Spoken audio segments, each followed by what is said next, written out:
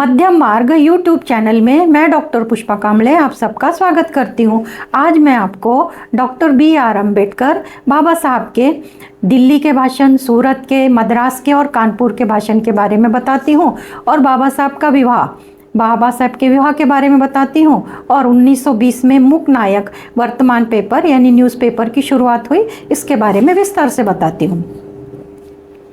Doctor बाबा साहब के भाषण दिल्ली में 24 अगस्त 1942 में बाबा साहब ने उनके भाषण में कहा, अस्पृश्य समाज को बराबरी का दर्जा देना ये मेरा लक्ष्य है।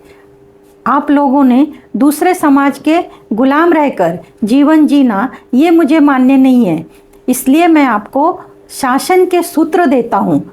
आपस में मतभेद को भूलकर संगठन निर्माण करनी चाहिए। आप लोगों की जो मांगे हैं वह अमेरिका और ग्रेट ब्रिटेन में पहुंचनी चाहिए।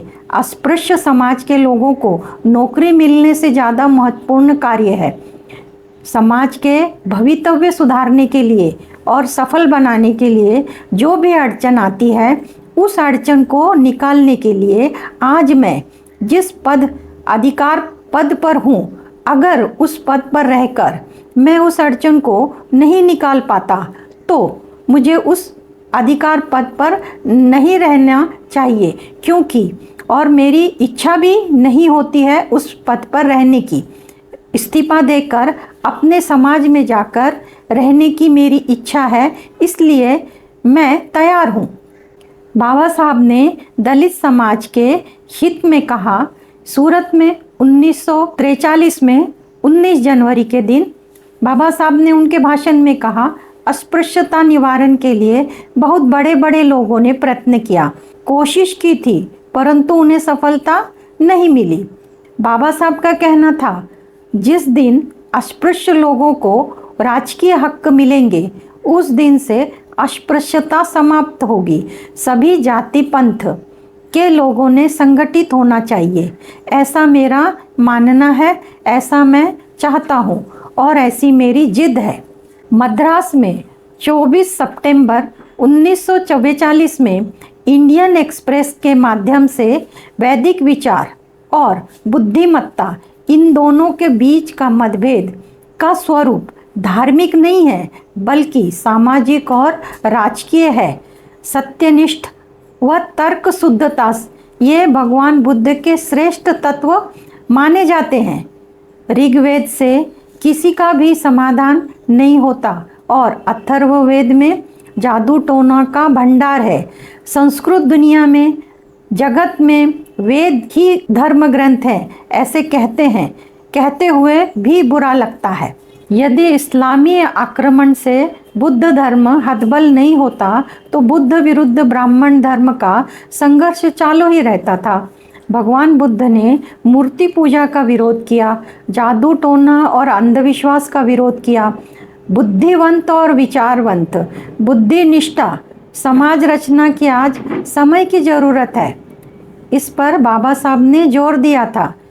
कानपुर में 1 फरवरी 1944 में फ्री प्रेस जर्नल के माध्यम से बाबा साहब ने कहा, उनके भाषण में, दलित लोगों ने दुय्यम दर्जा का नागरिक तत्व त्याग करना चाहिए। गुलामी की जिंदगी छोड़कर मालक के समान जीवन जीना सीखना चाहिए। भावी स्वतंत्र हिंदुस्तान में दलित शासन का कार्यकर्ता बनेगा, ऐसा विचार पक्का करना चाहिए, ऐसा ध्येय रखना चाहिए। जिस दिन इस देश को स्वतंत्रता मिलेगी उस दिन से राजकीय सत्ता में हिंदू, मुसलमान और दलित वर्ग ऐसे 3 भागीदार होंगे। दलितों की संघर्ष की यात्रा में महिलाओं का भी सहयोग होना चाहिए। महिलाओं के बिना आंदोलन सफल नहीं होगा और गांव, देहात में और शहर में युवकों ने संगठित दलों की स्थापना करनी चाहिए। आंदोलन का संदेश इन दलों के मार्फत शासन तक पहुंचाना चाहिए। बाबा साहब का विवाह समारंभ दिनांक 15 अप्रैल 1948 के दिन डॉक्टर शारदा इनके साथ हुआ। डॉक्टर शारदा ब्राह्मण जाति की थी। विवाह के बाद डॉक्टर शारदा अम्बेडकर के नाम से जानी गई। उस दरमियान सरदार वल्लभ भाई ने बाबा साहब अम्बेडकर को पत्र लिखा। पत्र में लिखा, आपके विवाह के बारे में वर्तमान पत्र में पढ़ा। आपके सुखी वैवाहिक जीवन के लिए मैं मेरी शुभकामनाएं व्यक्त करता हूँ। कृपया स्वीकार करें। आगे कहा, अगर महात्मा गांधी होते तो उन्होंने भी आपको आशीर्वाद दिया होता, ऐसा मैं दावे के साथ कह सकता हूँ। इस पर बाबा साहब ने उत्तर दिया कि मैं आपकी शुभेच्छा के लिए मैं और मेरी पत्नी आपके ऋणी रहेंगे। अगर बापू होते तो उनका आशीर्वाद हमको निश्चित ही मिलता, इस बात पर मैं सहमत हूँ। मूक नायक वर्तमान पत्र। बाबा साहब ने 1920 में 31 जनवरी के दिन मूक नायक न्यूज़पेपर की शुरुआत की। उसे राजर्षि शाहू महाराज इन्होंने बहुमूल्य सहकार्य किया था। मूक नायक के पहले अंक में बाबा साहब ने सामाजिक विषमता के बारे में अपने विचार व्यक्त करते हुए कहा, चिकित्सक नज़र से देखा जाए तो हिंदू धर्म के अंतर्गत विषमता का स्वरूप जितना काल्पनिक दिखता है, उससे कहीं ज़्यादा वह निंदास्पद है।